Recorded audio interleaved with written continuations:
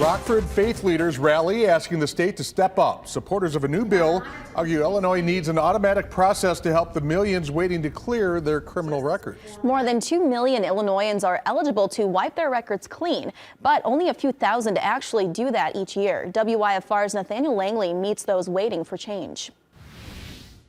Many claim Illinois struggles to give people a second chance and say the Clean Slate Bill is a chance to change lives and the economy for the better.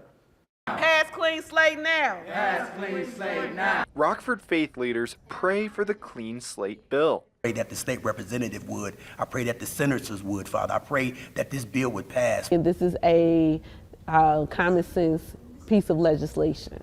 Illinois already cleans criminal records each year, but some say the process is too slow, hurting millions of people waiting for expungement. What this does is take the burden off of the people and it places it on the system. Kenneth Cooper joined the rally. It's just a blessing within itself, because like I said, people need new beginnings. He's one of 2 million Illinoisans eligible for a second chance. While I'm locked up, I hear that they're not giving jobs, they're not giving homes, and I became part of that once I came home. When you're trying to get employment and people just shoot you down. It's tough, but at the same time, it's something that they committed and something that, people have to live with.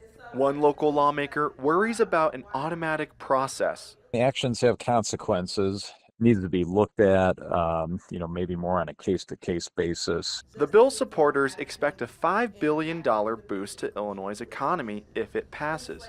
And for others, the personal impact is priceless. People have the right to move forward with their lives and to take care of their families without carrying a permanent punishment.